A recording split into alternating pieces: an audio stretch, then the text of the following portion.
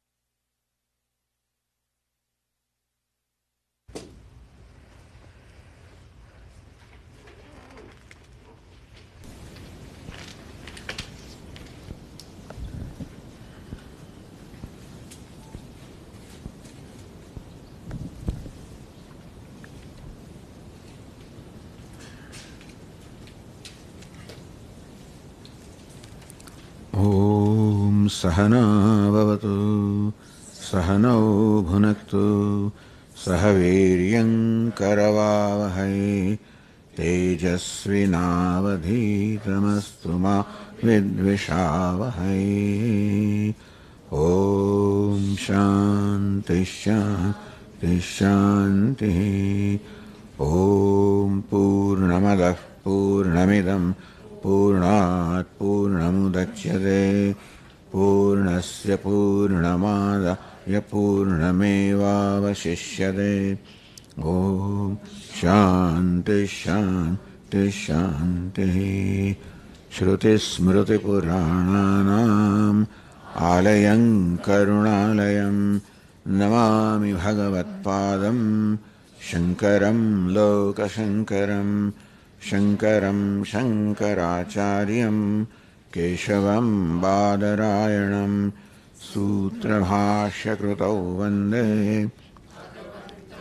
पुनः पुनः ईश्वरो गुरुरात्मेति मूर्तिभेदविभागिने व्योमवद्व्याप्तदेहाय दक्षिणामूर्तये नमः। ॐ पार्थाय प्रतिबोधितां भगवता नारायणेन स्वयं व्यासेन ग्रथितां पुराणमुनिना मध्ये महाभारतम् अद्वैतामृतवर्षिणीं भगवतीम् अष्टादशाध्यायिनीम् अम्ब त्वामनुसन्दधामि भगवद्गीते भवद्वेषिणीम्। यं ब्रह्मा वरुणेन्द्ररुद्रमरुतः स्तुन्वन्ति दिव्यैस्तवैः वेदैः साङ्गपदक्रमोपनिषदैः गायन्ति यं सामगाः ध्यानावस्थिततद्गतेन मनसा पश्यन्ति यं योगिनः यस्यान्तन्न विदुःसुरगणाः देवाय तस्मै नमः।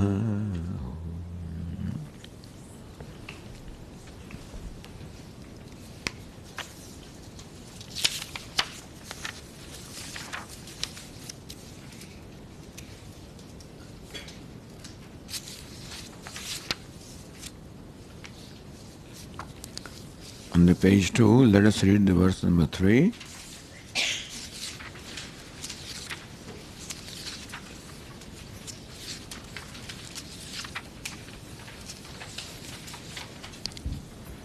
सर्वभूतेषु येनैकं भावमव्ययमीक्षते अविभक्तं विभक्तेषु तज्ज्ञानं विद्धि सात्विकम्। पृथक्त्वेन तु यज्ञानं नानाभावान् पृथग्विधान् वेत्ति सर्वेषु भूतेषु तज्ज्ञानं विद्धि राजसम्।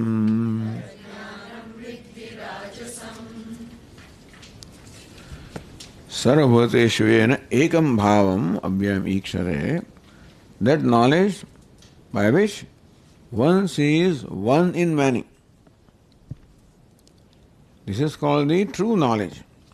Satvikam jnanam, the true knowledge is that because of which one sees one in many, because that is the reality. There is manyness at one level, and in spite of manyness, there is also oneness at another level. Just as with these ornaments, now we have them today. So we have manyness at one level, at the level of name and form, you can call it chain, bangle, earring, etc. And there is also oneness at another level, which is at the level of gold. So similarly in all of us also, there is manyness at one level. There is a variety, there is a diversity, and Vedanta does not deny that. But Vedanta wants us to see something more than that. Our organs of perception reveal the various names and forms, and which is quite right. Meaning that what I perceive with my organs of perception as many persons, many names and forms, it is quite all right. But that is not the ultimate knowledge. There is something more than that, that in spite of all this apparent diversity and variety, there is a oneness. Something that is common between you and I. And that is what is different between the two of us is that our personalities are different, but the person for manifesting through the personality is one. Just as the bulbs are many, but the electricity manifesting through them is one, the waves are many, the water manifesting through them is one, the ornaments are many, the gold manifesting through them is one. Similarly also, the personalities are many. The bodies are many, the minds are many, the intellects are many, personalities are many. But then all of these are enlivened by one consciousness, which is the self of you, self of me, self of all. And one who sees that. Not that that person does not see the diversity. With the organs of perception, that wise person also sees the diversity that we see. But then with his eye of knowledge in the intellect, he sees also the one consciousness which is his own self. He sees that as the self of all. That is the true knowledge. This is what Lord Krishna, that is a knowledge that Lord Krishna wants us to gain. How can you gain that knowledge? Right now, the difference between you and I is very important to me. That you are a man, you are a woman, I am a man, I am X, Y, Z. All the differences are, and they form the basis of my interaction with you. And that interaction based on this difference between you and I is what creates all the conflicts everywhere. That you are a man, you are a woman, you are this. So everybody is branded by their personality, and that is how in our interaction with each other, this idea of the division, duality is built in.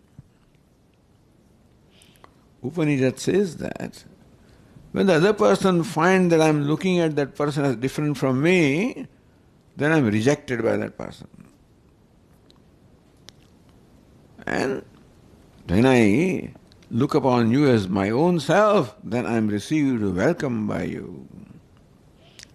So we do not even know how, in our very perception, the conclusion of this difference, there is a seed for the conflict.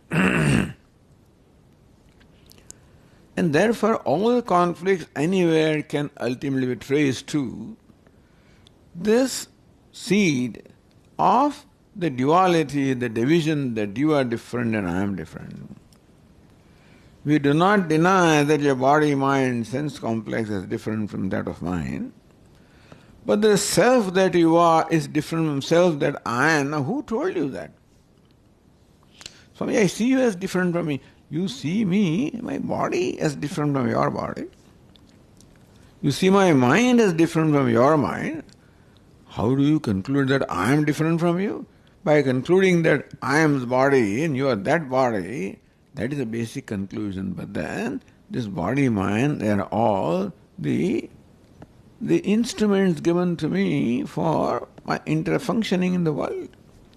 It's a costume given to me for playing my roles on this, the platform of the world.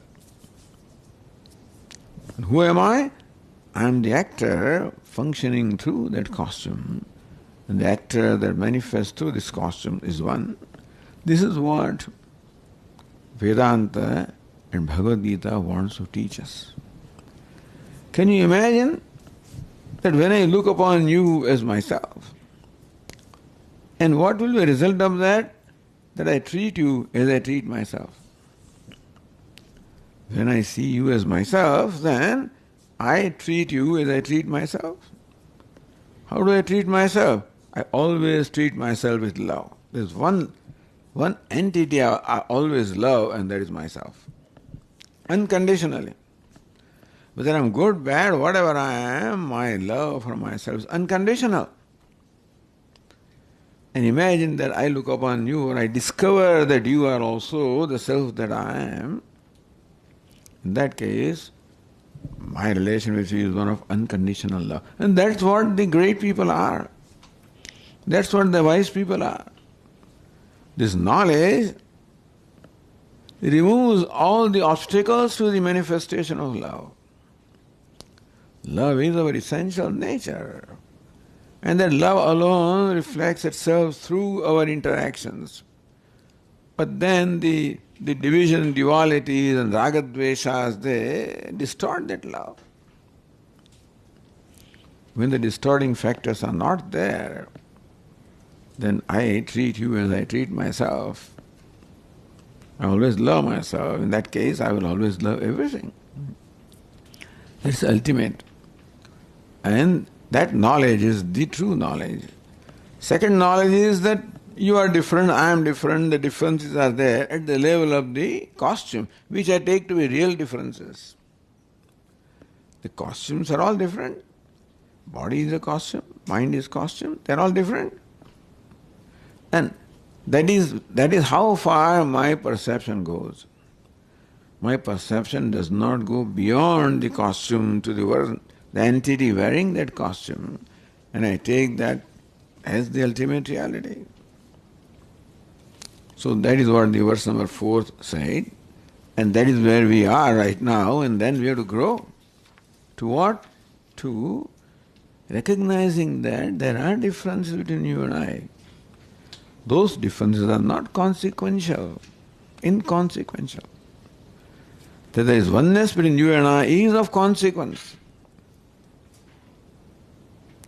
And if that is what I discover and that is what becomes the basis, then there is no conflict in life, there is no problem in life. All there is nothing but love and happiness.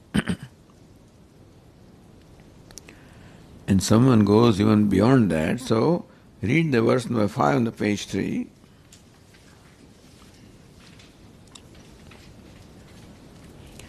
Yattu kritsnavade kasmin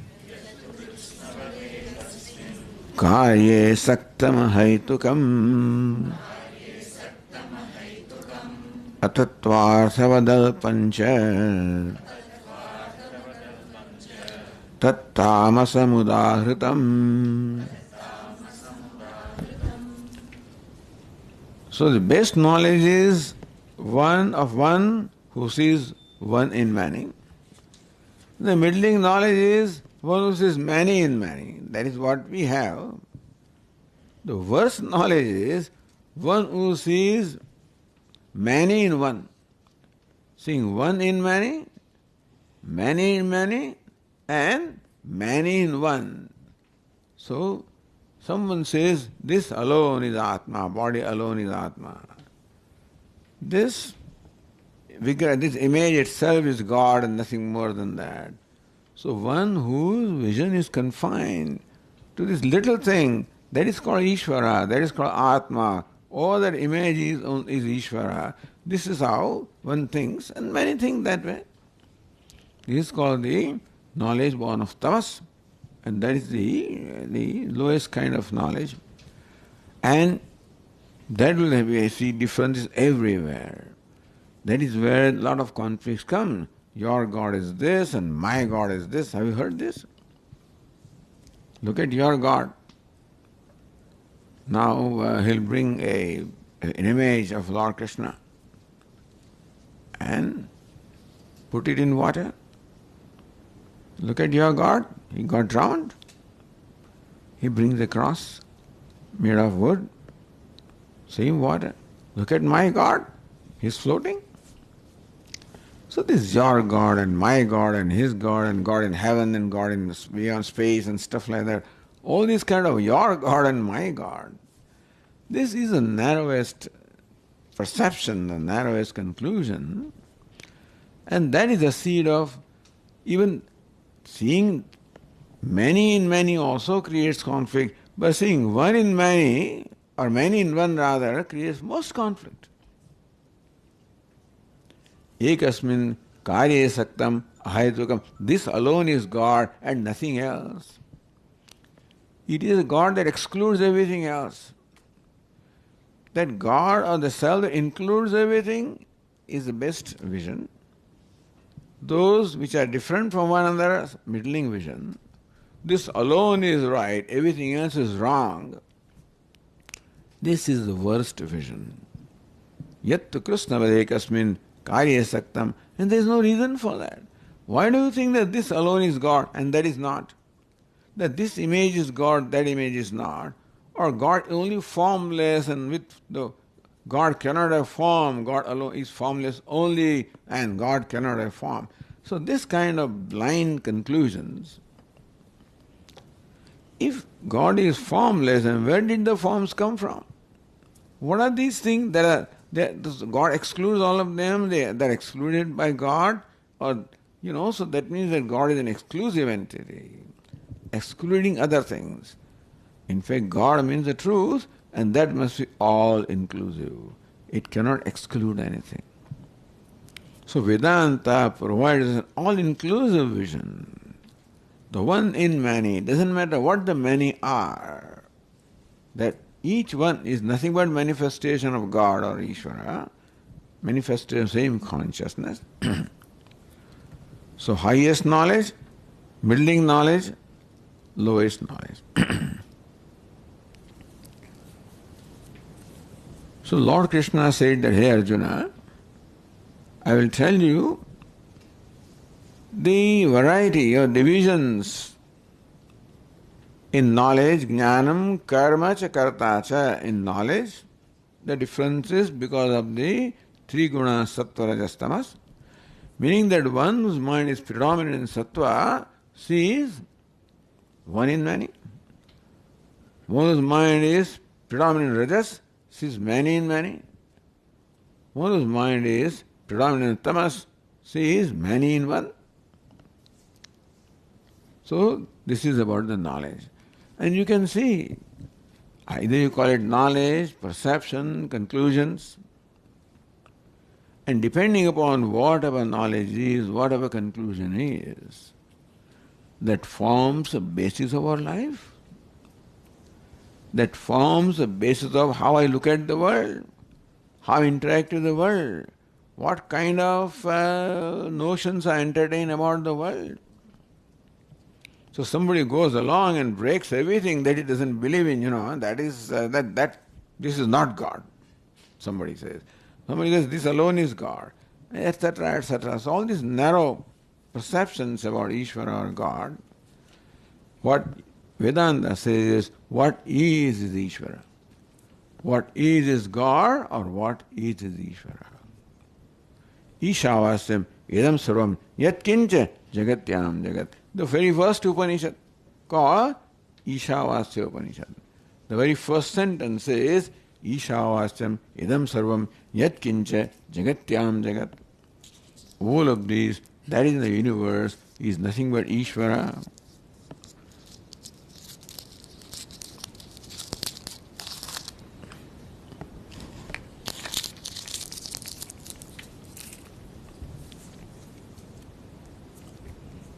So that is a vision that Vedanta wants us to grow into. If that is a vision, then there is no conflict of any kind, then there is the inclusion of everything. When I recognize myself as a self of yours, and there is everybody is included. So that's how the Lord Krishna told us about the three divisions of knowledge. Jnanam, karma. Now Lord Krishna tells us about the three divisions of karma or action based on sattva, rajas and tamas.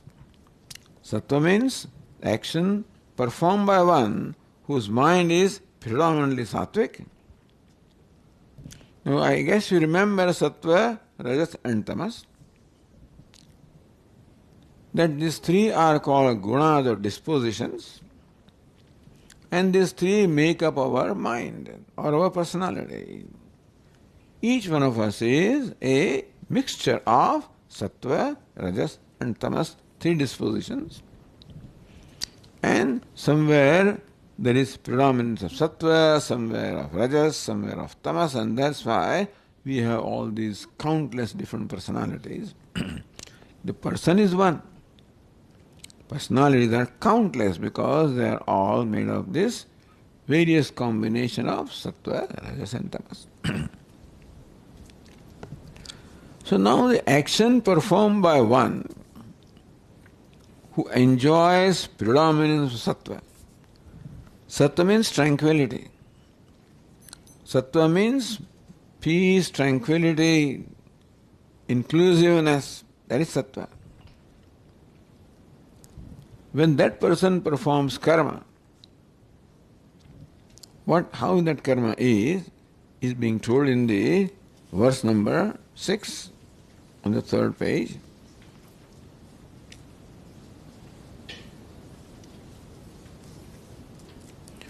Niyatam sangarahitam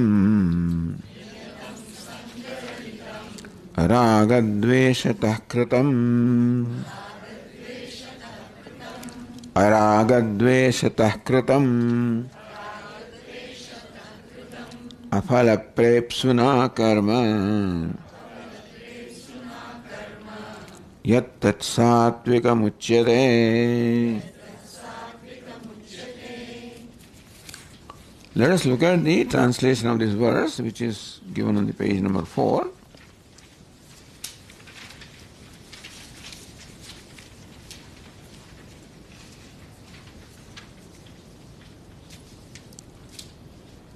That karma is called satvikam, born of sattva. So what are the characteristics of the action performed by the person who enjoys a sattvic mind, which is what we all want to be? The reason why the sattva is presented or sattvic aspects are presented is so that we grow to that point. All of us have the sattva in us, rajas also in us, tamas in us. In each category, Lord Krishna describes the manifestation of sattva, rajas and tamas so that we recognize our own self. That, hey, look, this is rajas, this is rajas, this is tamas. You should give up this tamas, you should give up the rajas, you should grow into sattva. So this is given to us for understanding our own personality, understanding our own mind, so that we recognize what it is that we should cultivate and what it is that we should give up. So we can recognize in our own mind, hey, this is a tendency born of rajas, I should grow out of it. This tendency born of tamas, I should give it up. Tendency born of sattva, yes, I should encourage that, cultivate that, nurture that, nourish that. So we nurture and nourish the sattva aspect of our personality. The tamas aspect we give up, and slowly rajas aspect also we give up. How do you do that, Swamiji? The rajas tamas aspect is given up by first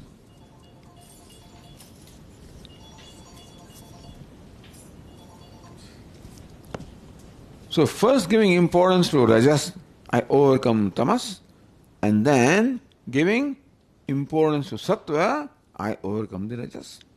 From tamas to rajas, rajas to sattva. That is the order that is being taught in the Bhagavad Gita. That is being taught throughout and is being taught here also.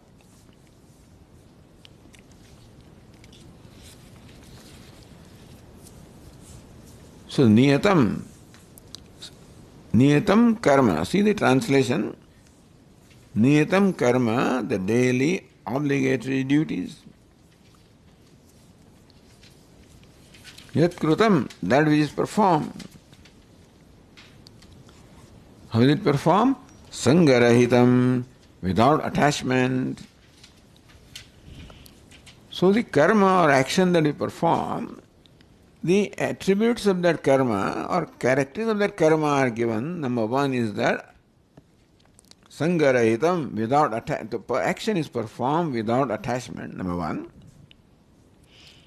Aragadveshatah krutam, performed without likes and dislikes, meaning that not likes and dislikes do not govern what I do. Apalaprepsuna, by one who does not hanker for the reward. That karma is satvikam, that is born of sattva. So this is the description karma performed by karma yogi. This is what Lord Krishna has been teaching in the Gita in all the chapters until now. How does a karma yogi, which is what Lord Krishna wants us to be, how does that person perform what are the various attitudes in his mind? One is said that he performs niyatam karma, the karma or the action that he should perform. In every situation, or in most situations, we have a choice between what I like and what is right. So, what I like and what is right. My blood reports have come. Doctors have declared me that there is already too much sweetness within me. So Swamiji, please stop all sweets. What is right for me is when the Swami goes, there is gulab jamun, there is all kinds of things are presented before you.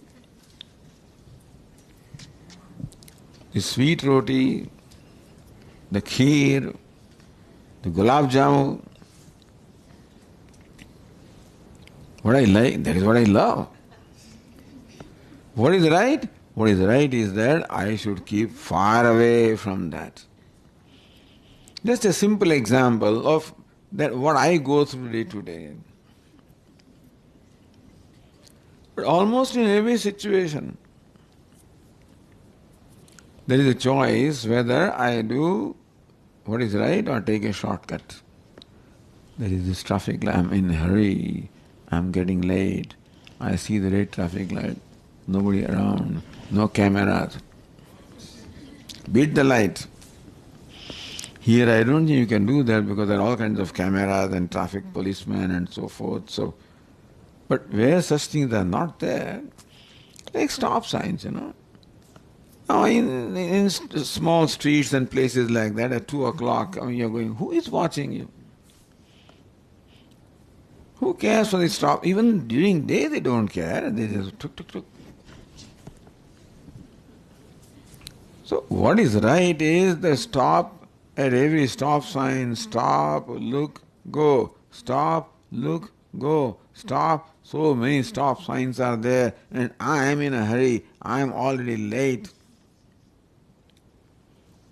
I look around, nobody around, therefore I beat the stop sign. This is a simple example that we can think of. But like that, in most of the situations we have choices. Whether to do what is right or do what I like. Usually what is right is unpleasant, very often. What I like is pleasant. What is right is usually unpleasant. Otherwise there will be no conflict. The reason why we have conflicts in our mind is because more often than not, what is right is not what I like. I'm not talking about you, I'm sure that is not the case there, but generally I'm talking, that what is right may not be what I like. What is right to say, what is right to do, what is right not to do. Every moment, if I am watchful, alert about what I do, I discover that I find myself saying things that I should not have said. I find myself, Swami, I find this thing on the table, all the cookies are there and nuts are there, and so when I'm passing by. I know I should not do, but that's very tempting. Those cashew nuts, which are all roasted and salted. Then there's a bottle there, there is, a jar there. Very tempting. So there are many temptations in our life, naturally. And that is what we call the development, or that is what we call the growth. So our Swami used to quote, what is called the growth, development, is to convert luxuries into necessities. What was luxury 25 years ago has become a necessity today. And this is what we call progress. So progress means what? Converting, so cell phone may be a luxury 20 years ago, I guess, or 25 years ago, 20 years ago. I can't do without, where is my cell phone? I make 15 calls, where is my cell phone? Where have I left it? Oh, please look under the cupboard and over this and over that. I keep that person busy for 20 minutes. Even though I may not need it, I don't have to make any, but I can't do without cell phone. Why do you need cell phone? I just must have it. That's all. What was a luxury has become a necessity. And that is called progress. And you know what it means? It means that we are only expanding our field of dependence. More necessities are there, more dependence is there, because what is necessity? I cannot do without something. If I look at my own life, 50 years ago when we came to United States, what was our need? And what is my need today? So those days I needed a few things, now I need 500 things. So this is how, before we realize how we're slipping, this is a slippery path. This is called sangha or attachment or necessities. So necessities grow. And that's why what I like and what is right, slowly and slowly, more and more conflict gets created. More necessities I have, more likelihood there is of a conflict between what is right and what I like.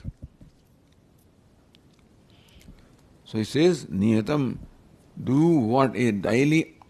Niyatam is the technical word is a duty or obligatory duty. What is right to be done in a given situation? What is, in every situation I have to play a role. Right now I am playing a role that I am speaking to you. Later I'll play a role that I'm walking, I'm a walker. Then I'm a talker. Then I'm an eater. Then I'm a thinker, etc., etc. I'm a doctor. This I keep on assuming different roles. Every situation expects a certain response from me, and I should provide an appropriate response. That requires that my mind must be in the right place. Mind is not in the right place, then my response is quite different from what is expected from me. If I'm angry, for example, I'm hurt, I'm jealous, I'm greedy. If any of those impulses takes over my mind, then my action is most likely to be different from what is right.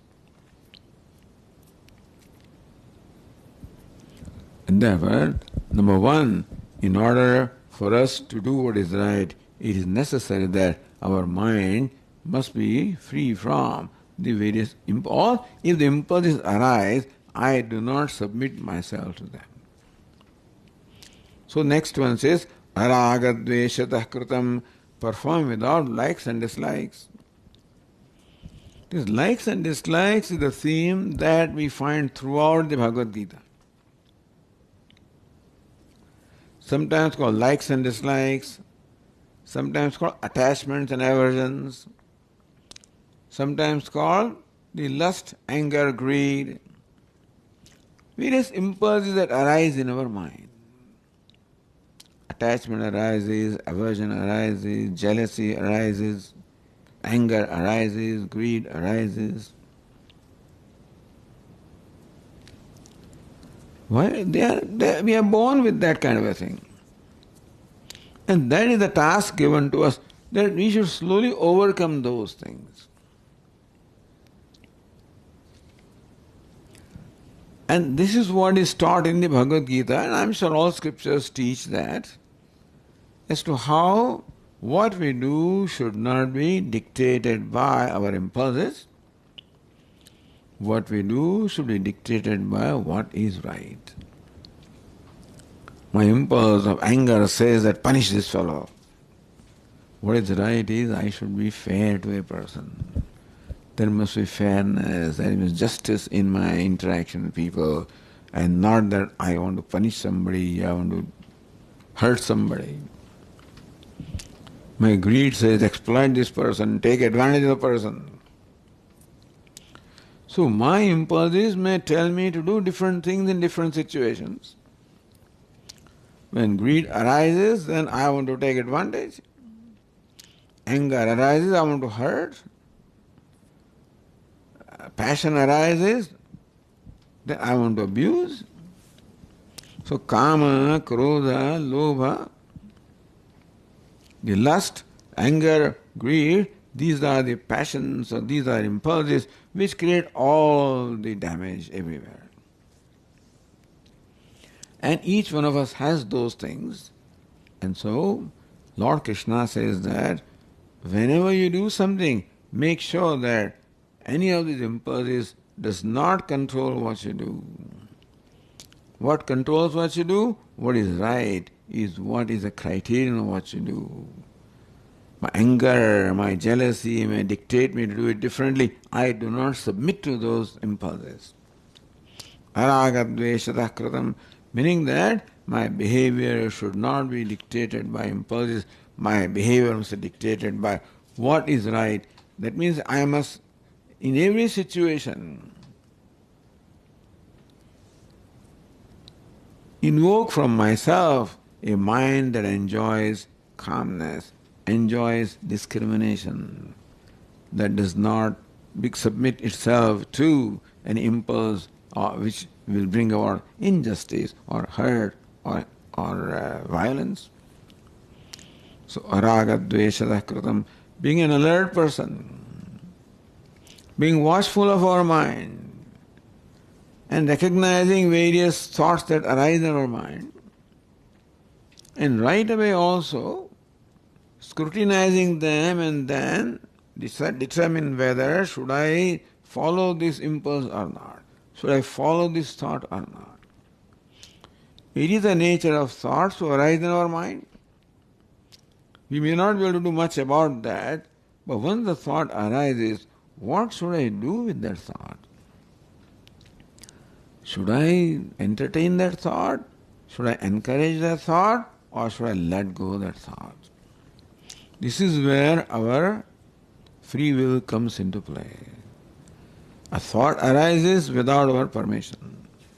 What to do with that thought is what we have to decide. This is where the free will comes into play. Aragadveshatah kratam, Lord Krishna says that whatever you do, and every moment we do something, we talk to people, we interact with people,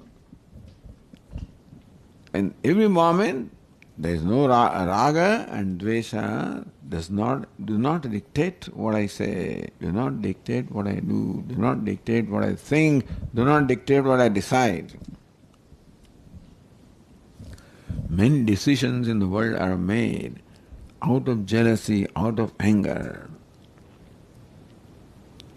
That's how many wars are fought, because this one is angry at the other person, why did you do this? And this is how in the whole world we can see how the raga, dvesha, attachment, aversions, anger, jealousy, greed, they determine what human beings do when so much conflict is created, so much suffering is created. All this suffering in the world can be traced to this raga, kama, krodha and lobha. So krodha is anger, lobha is greed, and kama is lust. Every violence and every suffering can be traced to one of these three. Lord Krishna says, araga dveshatah kritam. May make sure that any of these impulses does not control what you do. You do niyatam, what is right for you, what that situation calls for, what is appropriate for the role that you have to play. Sangarahitam, without attachment. Afala prepsuna, by the one who does not hanker after rewards. Now this is the theme that Lord Krishna has been saying from beginning of this Bhagavad Gita. The very famous verse that Lord Krishna taught to Arjuna, Karmanyevadikaraste ma phaleshu kadachana. Here Arjuna, it is your responsibility to perform your duty without the consideration for personal reward. When you perform an action, the outcome will be there. And when you decide to perform an action, outcome becomes an important thing, meaning that when you perform an action, there is a purpose behind performing action. Lord Krishna does not say perform action without purpose. There is always a purpose behind an action. There is always an objective behind an action, a goal behind an action. Lord Krishna doesn't deny that. But whatever, and what we want is our purpose must be served. To serve that purpose, very often we compromise the means for the sake of the end. Because I want to reach that destination fast and therefore I compromise means, meaning that I may violate some of the rules of the road, possible, because the end is important, then means are compromised.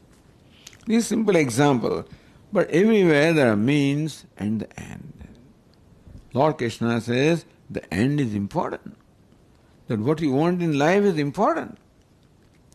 But for that, do not compromise means. Do what is right. In English they say, dot all the I's and cross all the T's, Do that.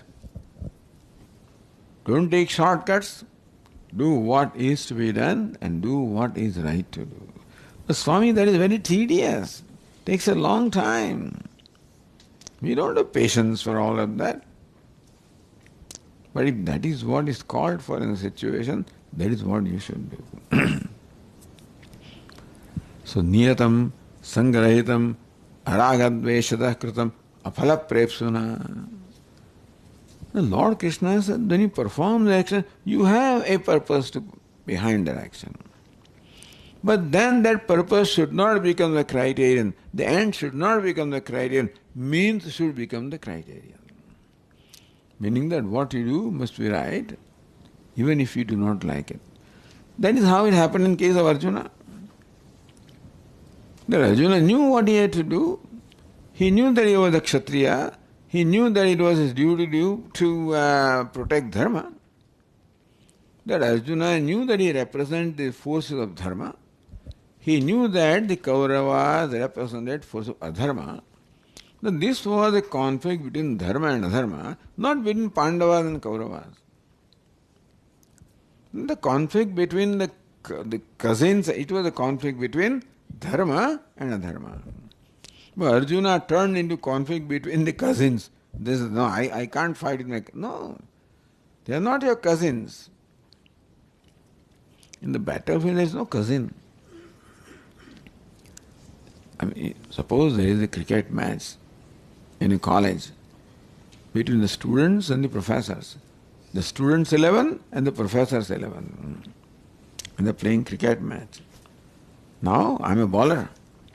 And my professor comes there with a bat. Who is my professor? I cannot, bowl him out. So I give him a full toss. And he hits a sixer. Is that the way to do? In the cricket field, there are no professors and no students. There are only two teams. That's all there are. Is it not so? In the battlefield, there are no cousins and no uncles. Battlefield, there are the enemies. Dharma and adharma, this is a simple distinction. Arjuna forgot because of his emotion. He forgot that. When he came, he was very clear. But some point in time, something happened to him and the whole thing turned around. And instead of looking upon them as force of adharma, he started looking upon them as his cousins and relatives and friends and kith and kin, and the whole thing changed. When Arjuna's perception changed, his emotions changed, his feelings changed, his decision changed. So Lord Krishna had to spend nearly 700 verses.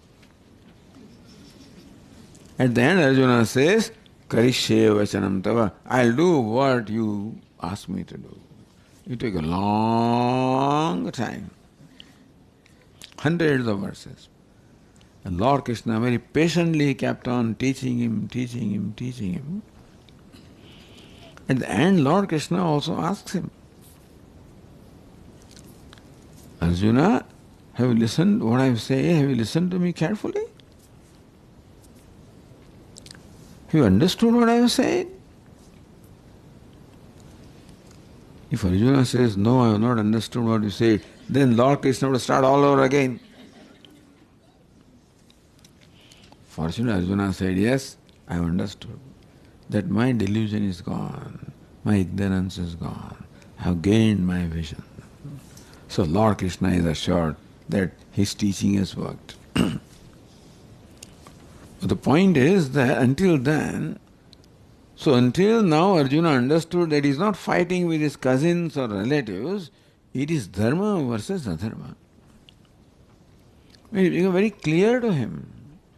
He recognized that he is not a killer, he is Atma who is free from, as we said yesterday, we read that verse, there is no kartrutva, no worship. That the Atma doesn't get killed. Nayam hanti nahanyate, the self does not kill, the self is not killed.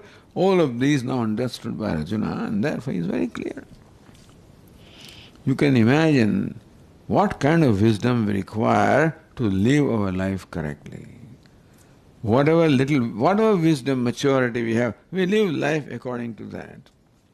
But what level of wisdom or maturity is expected, or we can grow up to what point when our life will become a life free from all conflict, life of total devotion and total contribution. Ara aphala prepsana.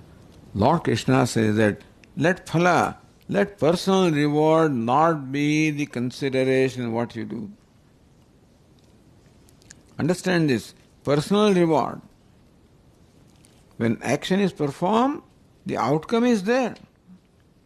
And outcome is kept in mind when you perform the action. But it should not be so, for example, when I am talking, then the outcome is there that you are listening. And I hope also that when I am saying something that you understand what I am saying. So that is quite all right. But then if my consideration is that these people will understand what I say, then they will be really impressed by me, and then they'll give me a great Guru Dakshina. So I'm just, some thoughts occur in my, I'm just talking about that. No, that is the personal reward. What is the purpose of my communication to you? Purpose should be very simple. Is that my role is that of a teacher, and that I should communicate to you what is right, what Lord Krishna is teaching to the best of my ability. That's what I should communicate to you. With no other consideration. No personal consideration. That because of I will personally benefit in one way, but that always comes in every action. I'm just putting myself into spot so that you are all off the hook.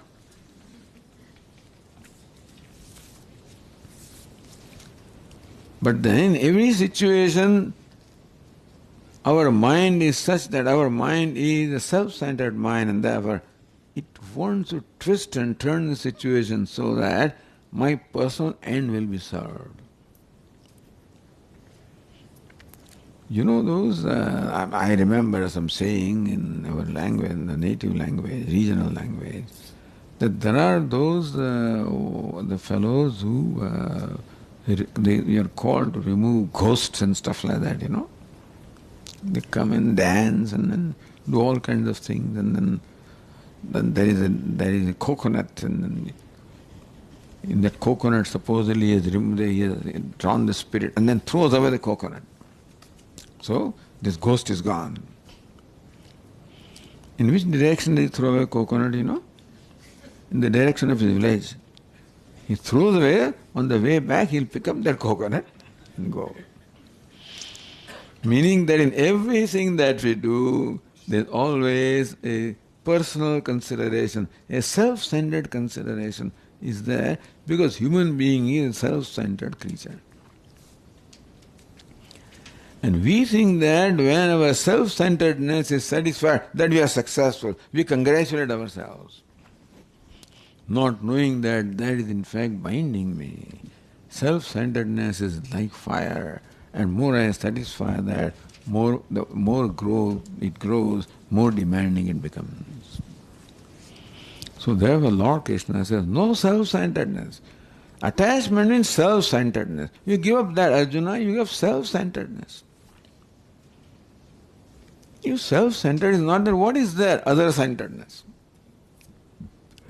Lord Krishna gave a huge agenda. Ishvara means the totality, and that's a big thing for us. To perform an action as an offering to the whole universe. Now, that may be a big deal for us. But at least perform an action for some cause other than self-centeredness. Let there be some cause in life.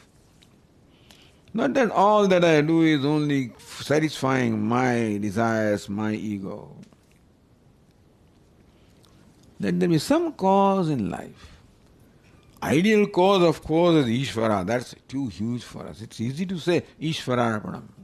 This, may the Lord be pleased. Great. May Parameshvara Priyatam, may the Lord be pleased by this action that I perform. Even that attitude is great. But what Lord Krishna is, that is the highest kind of cause that we can have, that let the whole universe be benefited from what I do. Now that is a huge cause that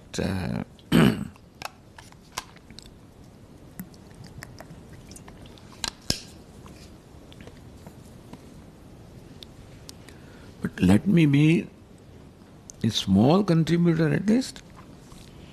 Let the cause of my life be, may I be a contributor in everything that I do. But Swamiji, if I keep on contributing, what will happen to me? That self-centered fellow always objects to what I want to do. The greed inside me, the self-centeredness inside me, it always objects to any good thing that I want to do. And therefore, when we want to do something which is good, in the spirit of contribution, we'll overcome that fellow inside. That greedy self has to be overcome. The self-centered self has to be overcome. And that is how we overcome slowly the tamas and rajas. The rajas and tamas, they create self-centeredness.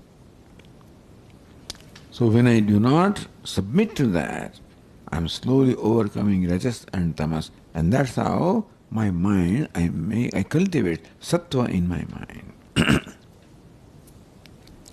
Niyatam sangarahitam aragadveshatah kritam afala prepsuna karma. But I do not want any personal reward from this action. Now, Swamiji, how we can't live our life like that. We don't suggest that you do. But that's what Lord Krishna says. It will take some time before we rise to that point. That's a tall order. When will that happen? When I'm very sure that Ishvara will take care of me.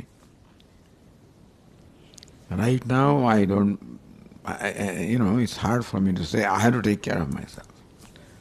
As long as I believe that I have to take care of myself, it's very difficult for me to give up all my self-centeredness. My insecurity doesn't allow me to give up myself completely. But to whatever extent I can give up myself, ultimate goal is that I become completely available to the universe. Now, those karma yogis are very rare, but this is what Lord Krishna wants.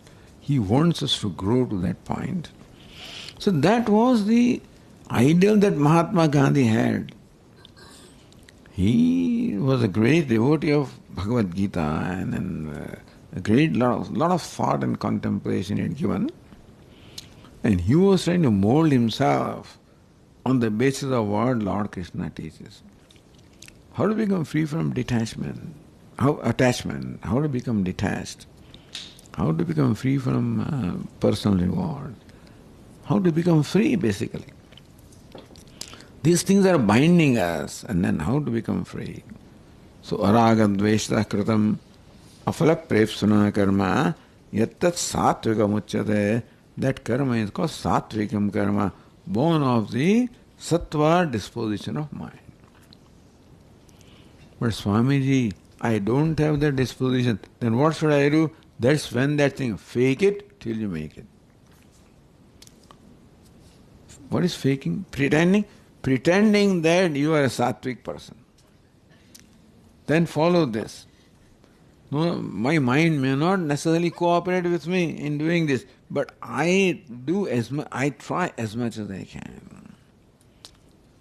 I pretend as though I'm a sattvic person, and I try to follow these values as much as I can.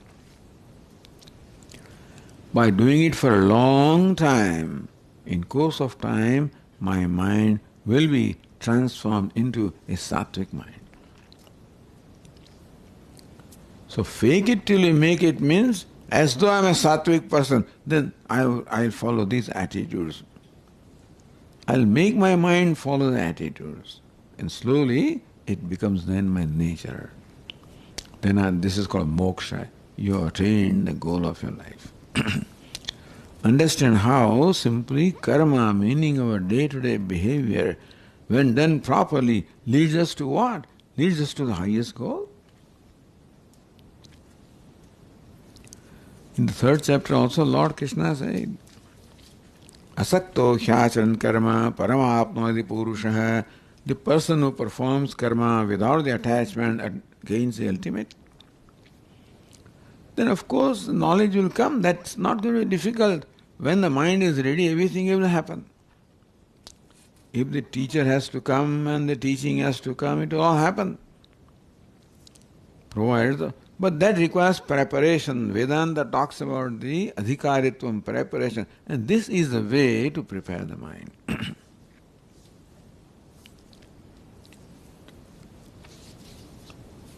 Then in contrast, the other two are told, the karma arising from rajas and from tamas. So next verse number 7, says what does a rajasic person do, which is what most people are. So we read the 7th verse. Yattu kamepsuna karma sahankarena va punaha kriyate bahulayasam tadrajasamudahritam.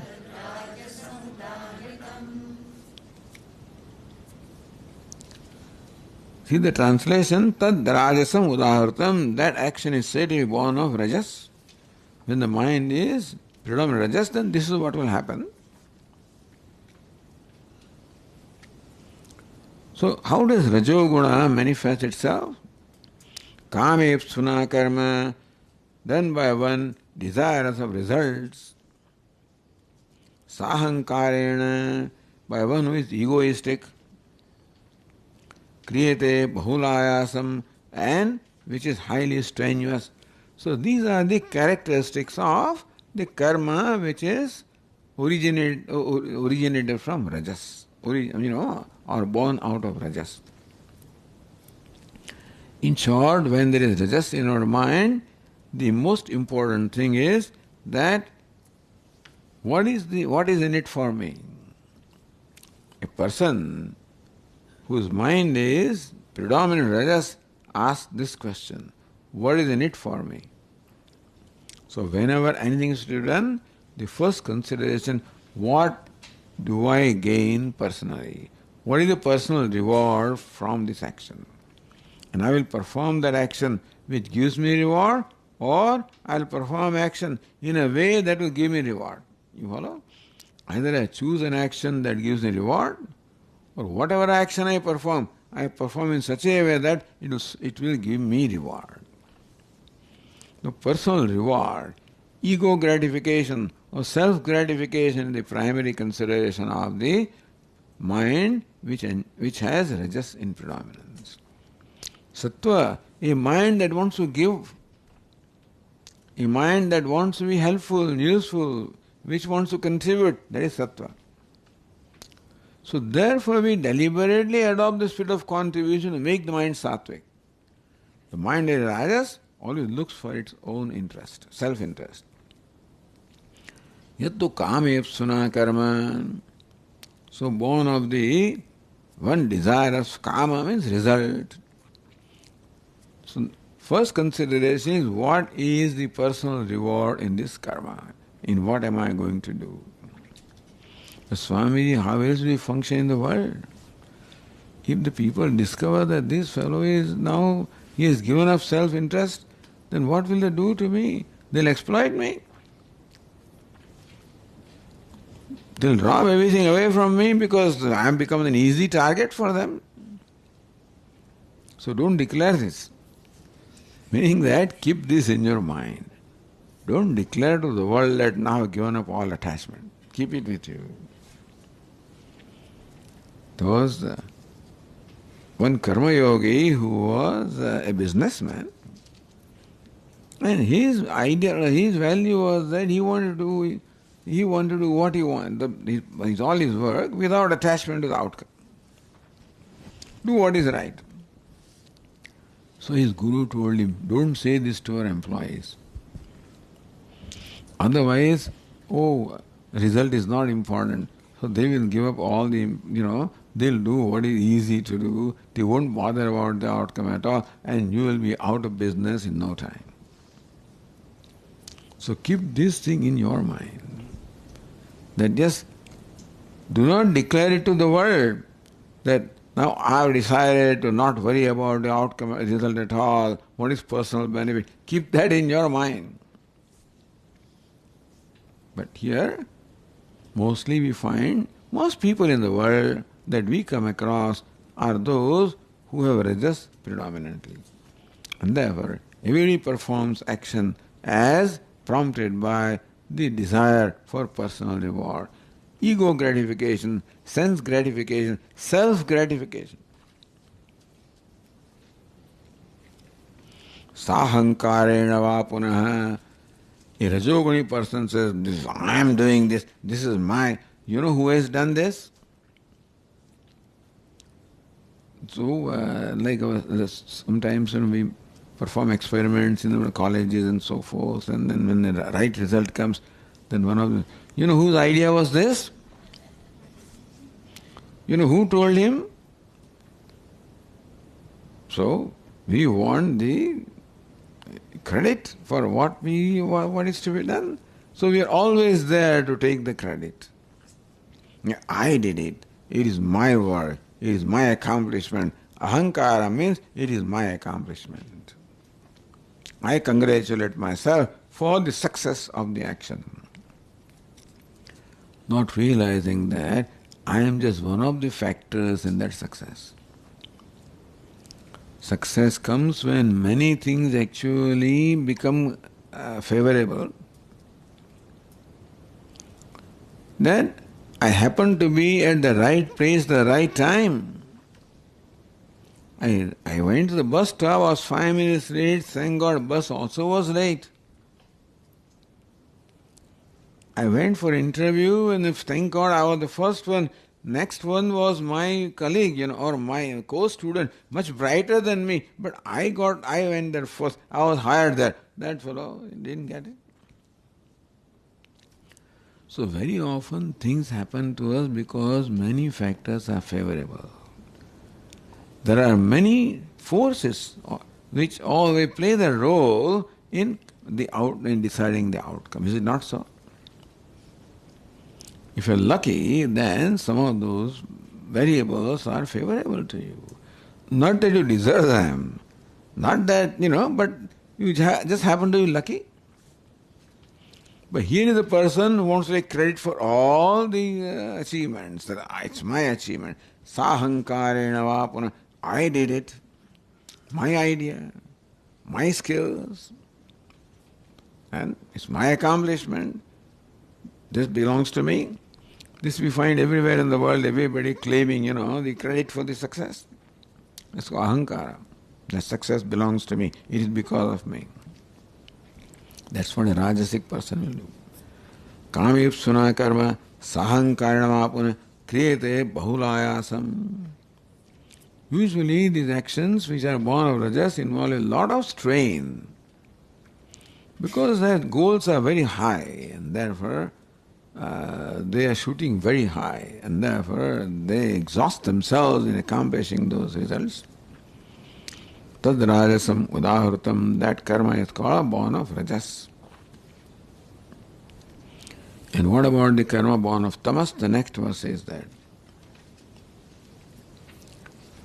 Anubandham kshayam himsam anavekshya cha paurusham mohadarabhyate karma yat tattamasamuchyate. A tamoguni person doesn't think. His thinking is deluded. And therefore he just makes all wrong decisions. So here, Duryodhana is one of the persons who can qualify for this description. When you perform an action, you must take into consideration certain basic things. Anubandham, what is going to be the outcome of this action? First thing. First consideration is that what I am doing something, what will be the outcome? Will it be something that is favorable to me, not favorable to me? That is the first thing that we have to look at, we have to consider. Kshayam, in accomplishing the goal, what is going to be the cost? What cost is going to involve? I want to take over this, Ukraine, something like that example. Oh, I think that in 1 week I'll wind up everything. What cost is involved there? How many people are dying? How much money is being called? So, not thinking about what the consequences will be, what also the kshaya, meaning that what is the cost involved in that. Anubandham, kshayam, himsam. Kshayam means what cost will it involve? What will be the outcome? Secondly, to accomplish the outcome, what cost will be involved? Do I have those resources to accomplish that or not? So Duryodhana undertook this battle without considering Anubandham, what will be the outcome of this? That so many, all these will be killed and I will also die, everybody will die. Kshayam, that will be the cost that is there. What is the outcome? That defeat will be the outcome. And loss of life will be the outcome. Himsam, So all of that cost will be involved. So much violence will be involved. Paurusham, whether or not I have the capacity to do that. So when we undertake something, Paurusham, do I have the capacity to perform this action? Do I have the resources to accomplish this action? You can't plunge into something and then discover that, oh, I did not think of this. I find that I don't have the resources. You let it go. Very often people begin.